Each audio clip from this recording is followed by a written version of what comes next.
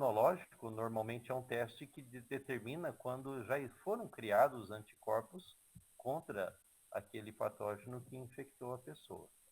E já o PCR, não, né? O PCR independe, né, do organismo ter produzido anticorpos ou não. A presença do material genético do vírus já é a comprovação de que a pessoa teve contato com aquele vírus, né? Então, é um teste bastante sensível, né? E além dessa aplicação, existem inúmeras outras, né? Vocês todos já devem ter ouvido falar, né, do uso do PCR, por exemplo, para identificação de cadáveres, né? Já em estado adiantado lá de decomposição, o PCR permite a detecção de indivíduos, né? Para o teste de paternidade, né? Para identificar relações familiares entre, né, pais, filhos ou parentes mais distantes, inclusive, né? Serve também para se fazer identificação de genótipos, né, relações de filogenia, para você ter certeza de que é de uma determinada espécie ou não. E existem uma infinidade, né, de aplicações diferentes para a técnica de PCR. Então, é sobre isso que a gente vai falar um pouco hoje, então, né? É uma técnica, basicamente, que necessita de uma infraestrutura para ser executada. Ela é baseada na característica da molécula de DNA e RNA para que possa ser realizada. E, dependendo do organismo, você precisa fazer variações, né? Como, por exemplo, nesse caso, né, do Covid-19, é um vírus que é conhecido, né, como um vírus RNA. Ele possui, portanto, né, material genético, aquela fita simples, né, do RNA, no sentido positivo, e ele necessita de uma enzima, né, quando causa infecção no organismo humano, né, uma replicase de DNA que faça com que aquele material genético do vírus possa se multiplicar dentro do organismo. E assim, novas moléculas de RNA sejam produzidas para o vírus conseguir se multiplicar, né? Dessa forma, para se conseguir a multiplicação do RNA viral, no caso, a necessidade do uso, né, em laboratório de uma enzima chamada transcritase reversa. E isso do inglês, né, tem as iniciais RT. Por isso que os laboratórios, quando fazem diagnóstico para COVID, por exemplo, usa-se as iniciais RT-PCR. Então, o RT vem da enzima transcritase reversa, que é um procedimento que se faz para que a molécula de RNA possa ser convertida novamente no DNA. Eu acredito que na aula da semana passada, a professora Ruth deve ter mencionado para vocês as características, né, da molécula de DNA e as características da molécula de RNA. E ela comentou, né, que o DNA sofre processo de transcrição para produzir a molécula de RNA. Aquela enzima que eu mencionei agora, transcritase reversa, ela faz exatamente o oposto, né? É a molécula de RNA que retorna a ser a molécula de DNA, fita dupla, novamente.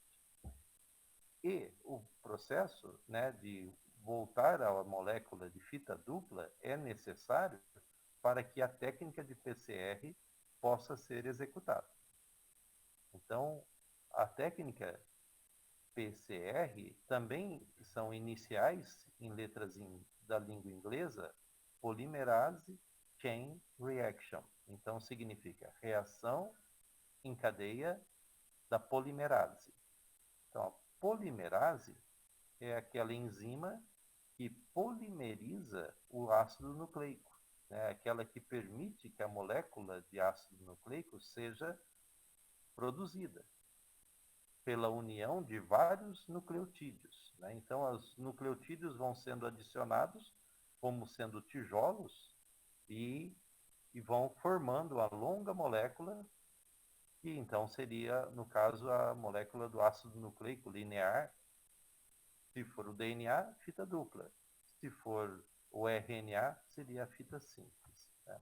No caso do PCR, é usado então a polimerase de DNA. Né? A enzima polimerase do DNA é um dos ingredientes que faz parte da reação do PCR. Okay? Então, eu selecionei, com o auxílio da professora Ruth também, um vídeo que vai mostrar para vocês como é o processo do PCR dentro do laboratório. O vídeo foi selecionado a partir dessa mídia social, vocês vão ver, existem outros vídeos também muito populares, né, na internet, mas esse eu achei bem didático, bem simples, né, e que dá para ser acompanhado facilmente. E eu coloquei como uma sugestão, né, para que vocês possam estar podendo, né, refrescar, né, a memória com as palavras, né, chaves lá, quais são os ingredientes que fazem parte de um processo de replicação do DNA, quais condições físicas, né, são necessárias para aquele tipo de metodologia poder funcionar. Então, eu vou pedir para a professora Ruth projetar o vídeo e em determinado ponto do vídeo a gente poderá interromper e daí em diante a gente pode estar retomando, né, parte daquilo que foi explicado e em detalhes para solucionar eventuais dúvidas que surgirem. Tudo bem? Então, professora Ruth, poderia projetar o vídeo? Então, eu vou projetar aqui, qualquer coisa você pede para parar, tá bom? Se passar do tempo, a gente volta para o lugar que você pediu para dar uma pausa, tá bom, professor? Deixa eu ir lá. Tá bom, perfeito. Vou ver se eu acerto isso aqui agora. Certo. Então, basicamente, o vídeo vai mostrar que o método do PCR é realizado em laboratórios, normalmente em um aparelho que se assemelha a um pequeno dispositivo portátil, como se fosse uma impressora desses modelos mais modernos, que é bem compacto, né? Inferior ao tamanho, por exemplo, de uma caixa de sapato, né?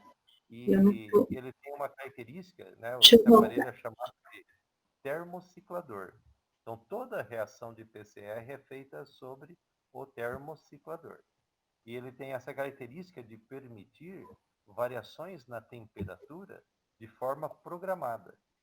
Então, você pode... A mecânica do procedimento, do método de PCR, né? Então, eu vou aproveitar agora e esclarecer alguns itens que eu fui anotando ao longo do vídeo e que acredito que podem ter sido dúvidas de vocês também, né? Eu pedi para o professor, para que eles também colocassem no chat qualquer dúvida. Tem bastante aqui, conforme for, a gente vai lendo para vocês depois, tá bom? Perfeito. Ou você mesmo pode abrir aí depois e dar uma lidinha. Vamos tentar responder aqui as questões. Ótimo, muito bom. Tá? Então, todos estão convidados também, né? Podem mandar as dúvidas que a gente vai procurar esclarecê-las então, tá? Então, vamos lá. Então, um detalhe importante que ele já mencionou no início do vídeo, que é, né, o PCR tem uma finalidade principal, é multiplicar a quantidade, né, o volume de moléculas do ácido nucleico. Então, isso é importante. Por quê? Quando existe uma coleta de material biológico para se fazer análise, normalmente a quantidade de material ali que possui o ácido nucleico é muito pequena. Então, em situações como aquela, né, de esclarecimento de crimes, por exemplo, ele deu o exemplo de que tem um fio de cabelo na cena do crime. A partir daquele fio de cabelo é possível de extrair DNA. Mas todos sabemos, né, que o fio de cabelo é proteína. Onde que está o DNA ali, né? Então, é importante lembrar que no fio de cabelo, somente na base dele, que é o bulbo capilar, ali naquela extremidade que é a raiz do cabelo, né, como se diz popularmente, ali no bulbo capilar existem poucas células da epiderme da pessoa que possuía aquele cabelo. Então, é naquele material que será removido o material genético. Então, no resto do cabelo, o fio de cabelo inteiro não tem DNA, mas ali no bulbo capilar existem algumas poucas células, e é daquelas células da raiz do cabelo de onde será retirado o DNA. Vocês imaginam, então, né? Às vezes, num crime, por exemplo, em onde envolve agressão física, mulheres, né, que têm unhas longas podem, por exemplo, arranhar o agressor. E naquele arranhar, né, o agressor, ela vai estar coletando amostras das células, né, da epiderme do agressor, e vão ficar embaixo das unhas delas. Então, veja, imagina, embaixo das unhas de uma pessoa, você consegue coletar células daquele agressor e, por isso, extrair o DNA de lá e multiplicar as amostras em quantidade suficiente para conseguir material suficiente para fazer a análise de identificação da pessoa. Então, é incrível a versatilidade, né? As inúmeras aplicações que a técnica de PCR permite. Veja, no caso que nós demos exemplo, né, de detecção da infecção viral. É outro caso, né? O vírus normalmente é uma partícula minúscula, tem um único exemplar, né? Uma única cópia de RNA no seu interior. Então, no início de uma infecção, provavelmente a pessoa não vai ter ainda um número suficiente de partículas virais na circulação sanguínea. Então, é possível que poucas unidades de moléculas de RNA seriam utilizadas para iniciar o processo de multiplicação que o PCR permite. Então, nesses exemplos, dá para perceber que o PCR tem essa finalidade principal, né? A partir de um número muito reduzido de moléculas, você conseguir multiplicar exponencialmente, né? Ali no último slide deles, eles mostraram em que quantidade o DNA é multiplicado, né? Então, é sempre múltiplo de 2, né? Uma molécula produz 2, 2 produz 4, 4 produz 8, 8 produzem 16.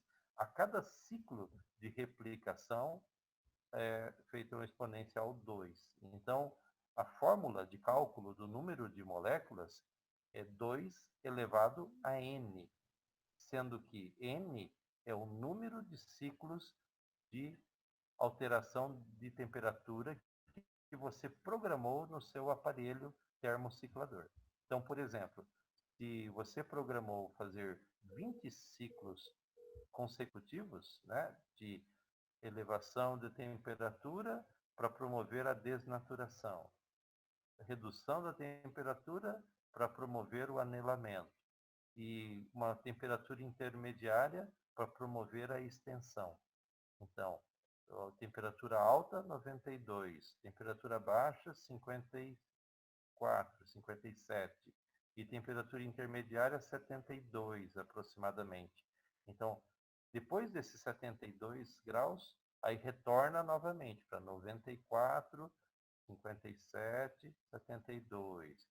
Por novamente 94, 57, 72. E é esse programa que você pode fazer no termociclador, entenderam? Então, sendo 2 elevado a n, imagine, né, 20 ciclos consecutivos de alternância dessas temperaturas. 2 elevado a 20 vai dar um número de bilhões de moléculas, não tenham dúvida. Podem fazer lá na calculadora, vocês vão ver, né? 2 elevado a 20 é um número realmente bastante grande. E isso é importante porque, tendo o número de moléculas resultante final elevado, aí tem quantidade suficiente para se detectar através da eletroforese, que é aquela técnica, né? Eletroforese em gel de agarose, por exemplo, é a técnica que permite você visualizar aonde que a molécula de DNA está presente, ou em que marcadores de DNA estão existentes naquele indivíduo, tá certo? Então, essa aí é a aplicação básica, né, do PCR, e a multiplicação de material que existe é o que possibilita você ter essas aplicações diferentes. Um outro detalhe importante também que eu anotei, ele menciona no início do vídeo que a reação ocorre tudo dentro de um tubo Eppendorf. E é verdade, né? Então, aqueles tubos plásticos são pequenos tubos com uma tampa na superfície, na boca dele, e que ali você coloca um volume bastante pequeno de reagentes. Então, normalmente são tubos de 200 microlitros, e você faz a reação de PCR em 50 microlitros. Então, os ingredientes necessários ali são tudo em quantidades muito pequenas. Por isso é necessário fazer uso daqueles pipetadores automáticos. Os pipetadores que você manipula, né, em quantidades, em volumes muito pequenos. Então não é nem pipetagem feita com pera, nada disso, né? É feita com micropipetador mesmo. Então é necessário usar ponteiras de plástico, usar equipamentos de laboratório com grande precisão, né? Aqueles ingredientes que ele mencionou, né? A água, o tampão, o cloreto de magnésio, que é um cofator da enzima polimerase, né? Ele descreveu bem também a enzima TAC-DNA polimerase, que é obtida daquela bactéria chamada Thermus aquaticus. É de suma importância, né, que seja de uma bactéria resistente a temperaturas elevadas, porque tem que suportar aquela temperatura de 94 graus por vários ciclos sucessivos, né? E se for uma outra DNA polimerase de um indivíduo que não suporta o calor, ora, uma enzima é uma proteína com a função, né, de catalisar uma reação química. E numa temperatura tão elevada, 94 graus, uma enzima que não suporte essa temperatura, ela vai se denaturar e vai perder a atividade, né? Então, por esse motivo, usa-se a DNA polimerase extraída de uma bactéria já naturalmente selecionada para suportar a temperatura elevada, tá certo? Então essa foi a grande, vamos dizer assim, sacada, né, da pessoa que criou o método. O nome dele, né, o Chris Mullins, né, um pesquisador americano que foi o inventor da técnica de PCR. E, claro, né, depois que ele patenteou a técnica, ele ganhou muito dinheiro, né, porque, claro, com a inúmera aplicação que existe hoje no mundo inteiro, todos partem do mesmo princípio, né, de usar uma DNA polimerase resistente ao calor para promover a multiplicação do DNA, tá? Bom, mas voltando lá, né? Então tem o tubo de ensaio, água, solução tampão, cloreto de magnésio, DNA polimerase. Aí tem lá os nucleotídeos, né? DATP, DGTP, DCTP, TTP, né? Então são os 4 nucleotídeos: adenina, timina, guanina e citosina. São ingredientes, né? São os componentes básicos para permitir a polimerização do DNA. E, além disso, claro, vão precisar daquelas pequenas sequências que ele denominou de primers, né? Os primers, se você quiser traduzir para sequências iniciadoras, também é esse mesmo significado, né? São as sequências que vão iniciar a molécula. Os primers normalmente são escolhidos pelo pesquisador a partir da sequência do organismo que ele está querendo investigar. Então, veja só, antes de começar a fazer o PCR, é necessário você sequenciar o material genético daquele indivíduo. Foi o que aconteceu, por exemplo, aí no caso do Covid-19, né? Todo o RNA do Covid foi sequenciado e depois que se conheceu a sequência completa do RNA, as pessoas escolheram sequências de uma determinada região e de outra região para falar assim, ó, vamos pegar determinado trecho do RNA desse indivíduo para que, se nós identificarmos esse trecho, significa que o indivíduo está lá presente. Então, tem que ser uma sequência típica daquele organismo, né? Não pode ser uma sequência muito comum com outros organismos, né? Se você pretende fazer a identificação do indivíduo, é necessário que você escolha uma sequência ou um trecho da sequência do ácido nucleico que seja específico daquele organismo que você quer estudar. Entenderam? Então, vocês devem se lembrar, né, da aula de evolução, que existem sequências de DNA ou de RNA que se conservam durante o período de evolução das espécies. E muitas sequências que estão presentes num organismo também podem estar presentes em outros organismos. E essas sequências que são comuns, genéricas, elas não servem para você identificar bem uma espécie, porque elas podem ser encontradas em muitas espécies, né? Então, quando vai se escolher os primers, né, as sequências iniciadoras, é necessário que elas sejam específicas de uma determinada região do material genético exclusiva daquela espécie, tá certo? Então esse foi o segredo aí para se conseguir fazer um método de PCR específico para diagnóstico de um determinado patógeno, por exemplo, ou para se identificar um determinado criminoso, por exemplo, ou para identificação de uma relação familiar, ou de uma paternidade, ou de seja, né, de qualquer tipo de situação onde você necessita multiplicar o material do indivíduo para ter certeza que é ele mesmo que está presente ali, tá bom? Então, todos aqueles ingredientes são colocados no tubo Eppendorf, agitados, né, homogeneizados e colocados no termociclador. E o termociclador possui uma peça de cerâmica, né, na sua parte superior com cavidades. E aqueles tubos são inseridos nessas cavidades e é essa peça de metal cerâmica, né, que suporta aquela elevação e redução de temperaturas, tá certo? Então fica um bloco contendo os orifícios com os tubos dentro deles e é ali que vai então ter a programação de elevação de temperatura, redução de temperatura e dentro daquele tubinho e todo o material genético vai se multiplicar, tá bom? Como nós falamos, a cada ciclo de replicação, o material é multiplicado por 2. Então, ele é duplicado, tá certo? Como o processo de duplicação do DNA, ok? Outro aspecto que foi mencionado no vídeo também é aquela escolha do primer, né? Você viu que eles escolheram sequências de primers de apenas 11 bases nitrogenadas, né?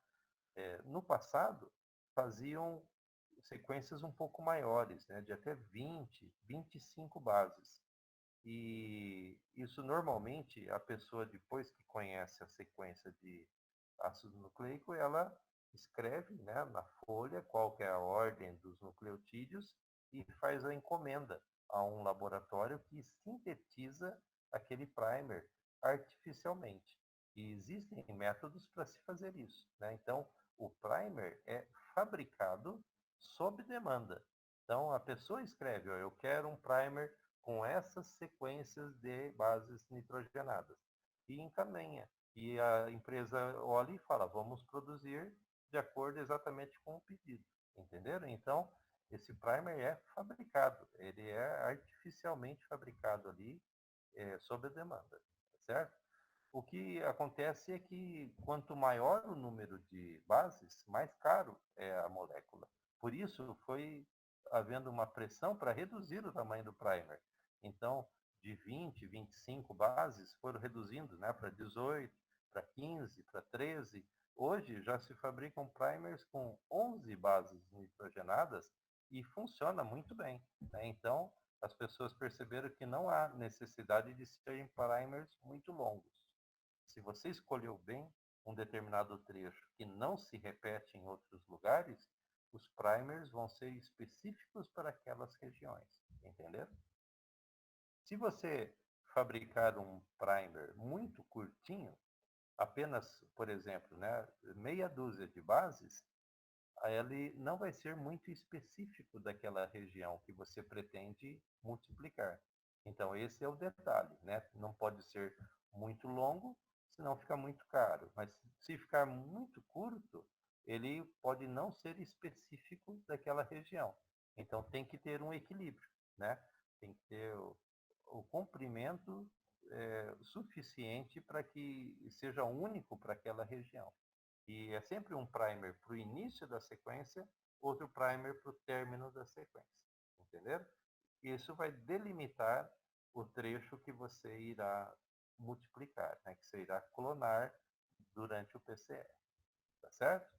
Então essa aí é a dúvida que muitas vezes acontece, né? Fala assim, da onde que vem o primer, né? Como que a pessoa escolhe? Então é com base na sequência completa que as pessoas escolhem, né? A extremidade do lado direito, a extremidade do lado esquerdo, e ali vai determinar os limites daquele trecho que será multiplicado, tá certo? Depois que se coloca todos esses ingredientes no tubo, leva ao termociclador e ele faz aqueles ciclos, né, de alternância de temperatura, o tubo normalmente ele é conservado dentro de um freezer, né? Então você retira o tubinho já com o material multiplicado e conserva ele então dentro de um freezer. Normalmente freezer menos 20 até menos 80 graus, né? Então 80 graus negativos. Ali ele se conserva por um certo tempo, mas você só vai ter a resposta, né, do diagnóstico positivo ou não quando você fizer a corrida no gel de eletroforese. Então, a corrida no gel de eletroforese é que vai dar o resultado final mostrando a presença ou não daquela sequência que você tinha interesse, tá certo? Havendo a multiplicação da sequência e ela sendo exclusiva daquela espécie, isso já é o diagnóstico positivo para que o material genético daquele indivíduo estivesse presente. E, portanto, não tem como negar, né, que tenha ocorrido qualquer engano, né? Então, a multiplicação de um material genético comprova que ele estava presente naquele local, tá certo? Então, seja lá embaixo da unha, ou seja no bulbo capilar, ou seja numa amostra de sêmen no corpo da vítima de estupro, por exemplo, ou que seja restos mortais de uma pessoa que faleceu há muitos anos, ou de uma criança recém-nascida que quer identificar a paternidade, ou o diagnóstico de um patógeno no corpo de um indivíduo, quaisquer que sejam essas aplicações, a multiplicação da sequência alvo já possibilita você concluir sem sombra de dúvidas que o material genético estava presente lá. E, portanto, não evita-se erros, né? Por esse motivo, ele é considerado um padrão ouro para se fazer esse tipo de detecção, tá certo?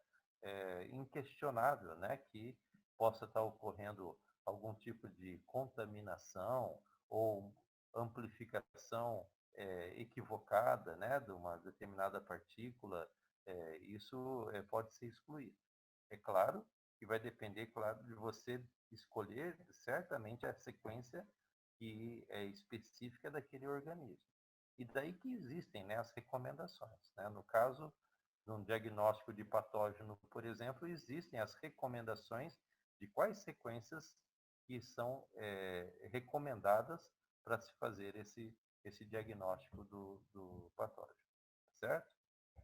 Para a identificação humana, existem sequências que são consideradas essenciais, né? Sequências presentes em cada um dos cromossomos, ou se não em todos os cromossomos, mas dos principais, né?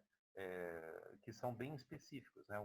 Uma sequência específica para o cromossomo 1, uma sequência específica do cromossomo 5, outra específica do cromossomo 11, e assim por diante. Então, no caso da identificação humana, em geral, são recomendados o uso de 12 a 13 sequências que são específicas da nossa espécie. E elas são amplificadas simultaneamente. Então, havendo, né, esses 12 ou 13 marcadores para diferentes cromossomos, você consegue, com uma margem de segurança bastante grande, determinar realmente que é aquele determinado indivíduo. Você imagina, né? São 13 sequências que podem se combinar aleatoriamente. Então, o número de possibilidades de combinações é muito grande. E por isso a taxa de acerto é elevadíssima, né? É claro que até no exame de paternidade existe lá as probabilidades, né? E baseadas em pontuações. Mas isso aí é tema para uma outra abordagem. Quem sabe mais adiante, não sei se a professora Ruth um dia tiver interesse, a gente poderia falar especificamente, né, por exemplo, de exame para identificação de pessoas, né? Então, professor, eu vou até entrar aqui um pouquinho, porque eu acho que o pessoal fica tão extasiado escutando você falar, que eles ficam tão encabulados e ficam quietinhos, né?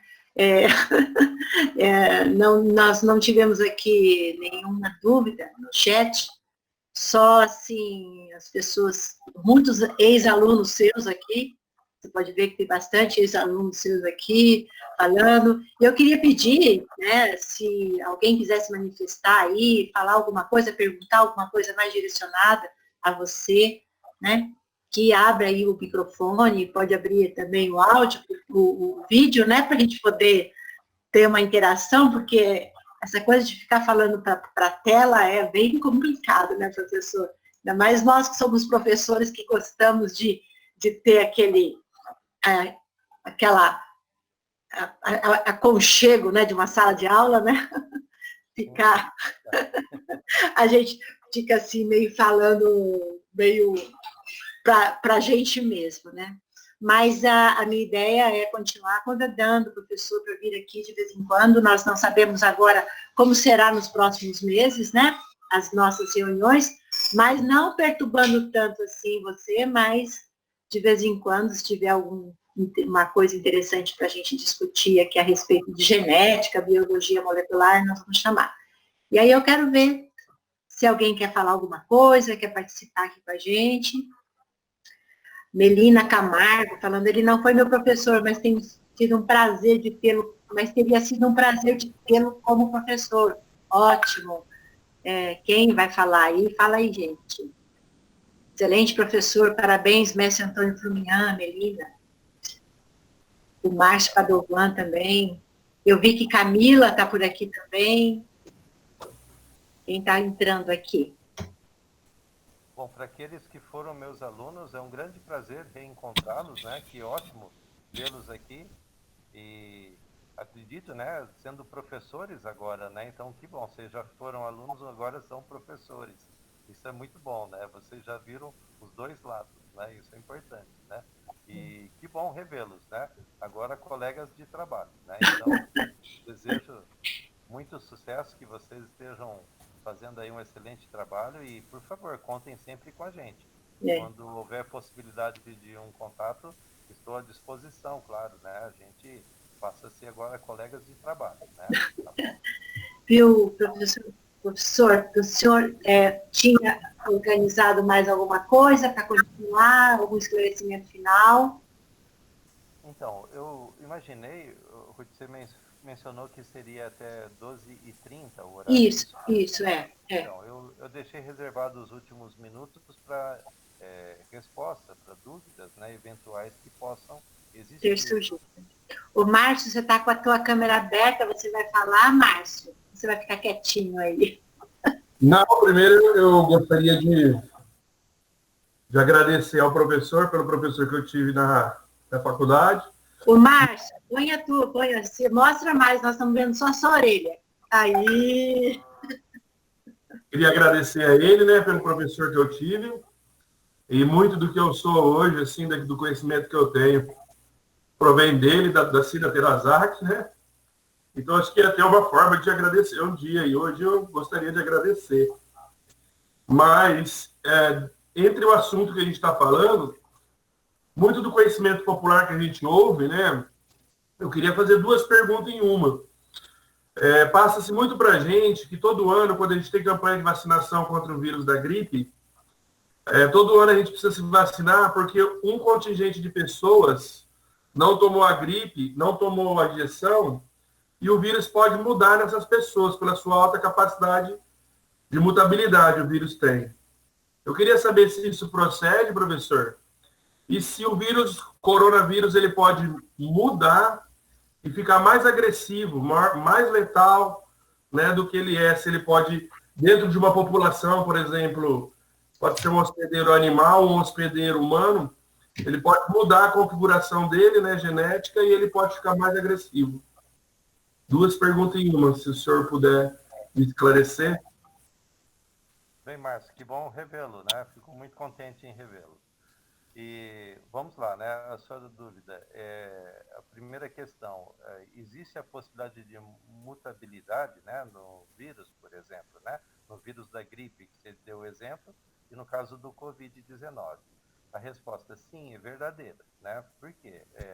Normalmente, todos nós estamos sujeitos a sofrer mutações, né? Todos os materiais genéticos podem sofrer alterações como substituição de base nitrogenada, deleção, transposição, translocação. Então, são vários mecanismos para ocorrer mudanças na sequência dos nucleotídeos, até mesmo com inserção, né, de novos nucleotídeos. Quer dizer, são variações que ocorrem naturalmente. E os vírus são mais propensos a sofrerem isso. Sabem por quê? Porque organismos superiores, como animais, né, mamíferos, como no nosso caso, nós temos sistemas de reparo do DNA. Né? Nós temos um mecanismo de reparo que nos protege um pouco, né, ou pelo menos uma determinada taxa de proteção para aquelas eventuais mutações que ocorrem com o tempo. E organismos bem inferiores, como é o caso do vírus, né, ele não tem esse sistema de proteção. Então, as mutações que eventualmente o RNA deles receberem vão acontecer e vão permanecer, né? Não vão ser corrigidas, vamos dizer assim. Né? Então, não havendo essa correção, a taxa de mutação em vírus realmente é bastante elevada. E dizem, né, que de um ano para outro ano, mesmo o vírus da gripe, né, do ano passado, já não é mais o mesmo do vírus da gripe que existe esse ano. Então, há realmente a necessidade de se fazer novas e novas vacinas, né? Porque as pequenas variações no material genético do vírus podem nos infectar, ou permitir que eles nos infectem, e que aqueles anticorpos que foram produzidos o ano passado já não sejam mais eficientes contra eles. Entenderam? Então, nós produzimos anticorpos contra a cepa que existia, a linhagem de vírus de um ano anterior, mas se o vírus sofreu mutação, já não é mais válido aquele anticorpo. Às vezes necessita de outro tipo, né, que seja produzido para proteção contra aquele vírus. Isso é verdade, né? Com relação ao Covid-19, olha que interessante, eu estava lendo essa semana uma reportagem sobre um trabalho, né, que foi publicado por um grupo de pesquisadores, inclusive brasileiros, lá da Unicamp, né, comprovando, né, foi publicado até numa revista de grande impacto, a revista Science, né, e dizendo que provavelmente no Brasil foram mais de 100 de pontos de infecção, né? Então vieram pessoas, principalmente em aeroportos internacionais, e essas pessoas foram pelo menos 100 de infecções diferentes que acabaram dando origem à pandemia aqui no Brasil, né? Então, já foram vários lugares diferentes que entraram, mas apenas 3 tipos de coronavírus 19 diferentes, apenas 3 principais linhagens. E olha, são 3 linhagens que foram produzidas de quando ele foi descrito, né, lá em final do ano passado até agora, né? Olha só, foi descrito lá em novembro do ano passado. Esse início de ano, em março aproximadamente, quando começou a ter maior número de casos no Brasil, já existiam 3 cepas diferentes. Olha só, né? Já é uma evidência que ocorreram alterações. Com certeza. E um detalhe interessante, né? O fato de ocorrer mutações pode ter tornado ele mais infeccioso, quer dizer, maior transmissibilidade. Ele se alastrou mais rapidamente, mas parece que houve uma associação com menor letalidade. Então, ele ter se tornado mais transmissível não fez com que ele se tornasse mais letal também. Foi o contrário normalmente, né? É mais fácil de se alastrar, mas o menor letabilidade. Então, o ruim seria se combinasse as duas coisas, né? Maior, se alastrar mais rapidamente e, além disso, ser ainda mais letal, né? E felizmente, é isso que aconteceu, né? É claro que existem outros vírus muito perigosos, né? Muito mais perigosos, por sinal, do que o coronavírus, né?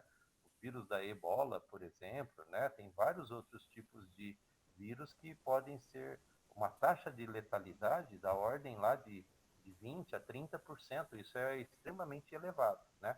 No caso do coronavírus, está em torno de 1%, né, de letalidade. Isso ainda, felizmente, não é muito elevado, né? Embora, claro, já estejam causando tantos problemas aí no mundo, né? Mas a sua pergunta realmente é procedente, né? As taxas de mutações ocorrem, sim, e isso é um estímulo, né? Claro, para que as pessoas estejam sempre tomando os devidos cuidados aí, né? Com novas vacinas, novos procedimentos de proteção e de diagnóstico também, né? Porque até para fazer o diagnóstico dessas novas cepas vão ser necessários desenvolver outras metodologias, tá? Obrigado, senhor. Certo? Era isso mesmo que você perguntou? Foi esclarecido? Ótimo. Obrigado. Valeu. Então, mais alguém quer fazer alguma pergunta, professor? Aproveite, não tenha vergonha, né, Márcio? Pode perguntar, o professor tem o prazer em responder. Quem está falando aí? Alguém abriu aí? Não sei quem é que abriu. O professor, eu vou aproveitar que o pessoal está encabulado aqui, não quer perguntar, eu vou fazer uma pergunta a respeito, se você puder, não está muito dentro do que nós combinamos, mas a respeito dessas vacinas que estão sendo desenvolvidas, né? Nós temos aí um número grande de tipos de vacinas, acho que são 6 vacinas, né? Que estão sendo desenvolvidas. Vacina de RNA, vacina de DNA. Se tem alguma coisa, você pode trocar umas ideias com a gente aqui a respeito? Interessante isso, né, professora Ruth, o fato de que, né, como nós mencionamos que o vírus sofre mutações e ele vai mudando, né, as cepas, quer dizer, são linhagens que vão ser ligeiramente diferentes umas das outras. Então, vai ser importante realmente que sejam conduzidas pesquisas em países diferentes, né? Então, a gente ouve, né, que já existe laboratórios chineses desenvolvendo vacina, laboratórios americanos, né? Laboratórios ingleses, laboratórios lá na Rússia também, né? Então, quer dizer, são vários locais do mundo produzindo ao mesmo tempo, né, estudos para desenvolver vacinas.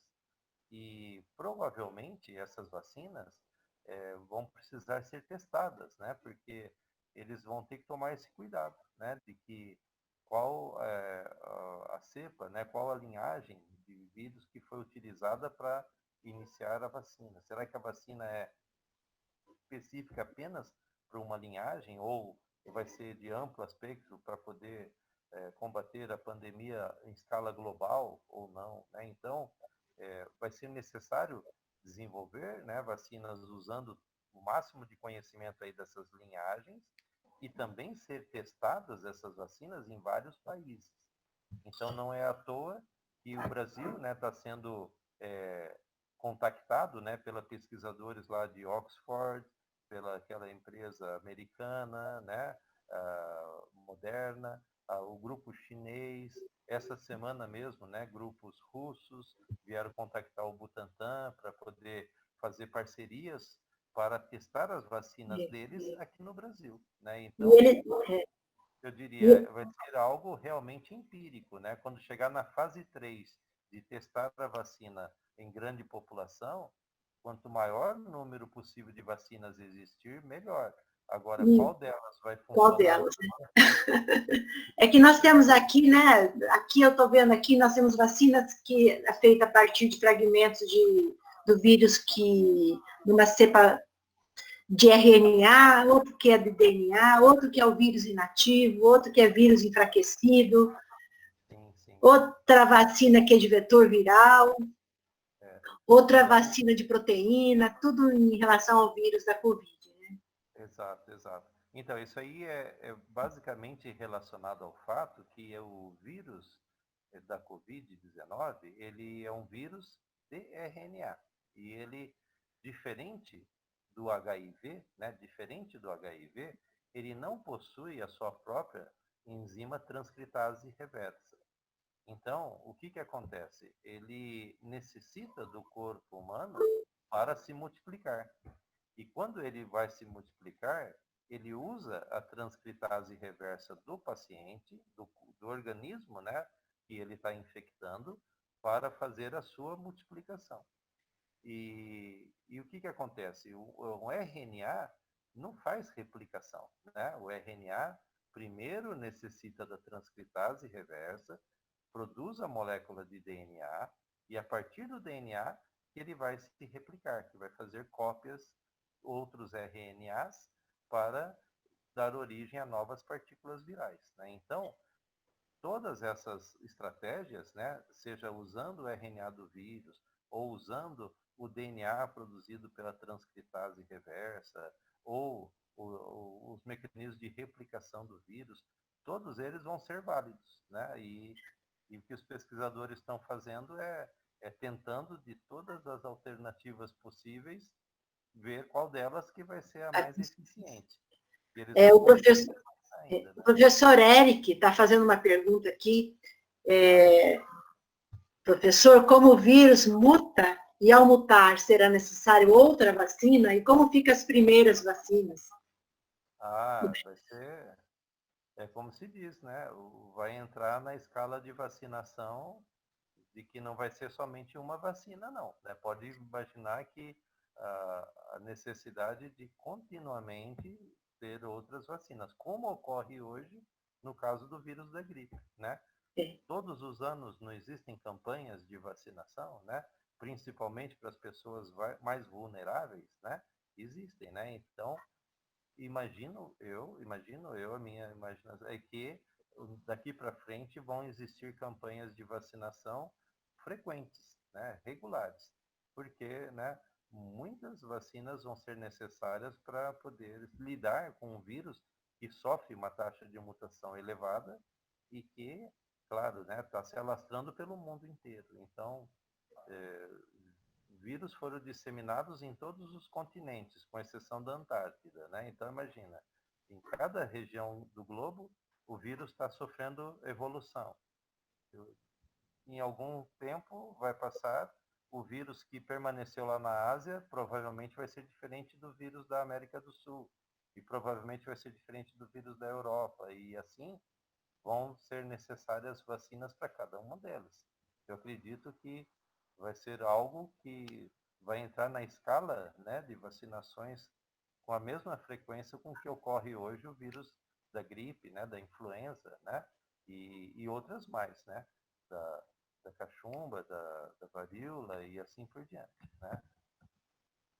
Então tá, professor. Nós estamos agora aí nos 5 minutos finais, né? Antes eu já vou agradecer novamente a sua participação. Eric Clemente, me recordo, Eric, como vai você, né? Foi meu aluno também, né? Tudo bem. O Eric não gosta muito de falar e aparecer, não. Conversa um pouco com o professor, Eric. Prazer, viu, prazer, professor Antônio. Como estão vocês todos? Tudo bem? O prazer é Tudo revê-los, bem. né? Eu vejo aqui vários outros alunos também que foram da minha sala e espero que todos estejam bem e que a gente possa se encontrar aí outras vezes mais, né? Sem dúvida. Viu, professor? Então, vamos ficar assim. Eu agradeço a tua colaboração. Sei que posso contar com você em outros momentos. Se precisar da gente também, viu, professor? Esteja à vontade. Mas é um prazer muito grande mesmo ter a sua colaboração aqui. Eu tenho certeza que o pessoal ficou encantado com essa tua fala, porque todo mundo tem você como uma referência nessa área, né? Então, a gente fica muito contente mesmo, tá? E eu quero deixar para você a última fala aí, para se despedir do pessoal.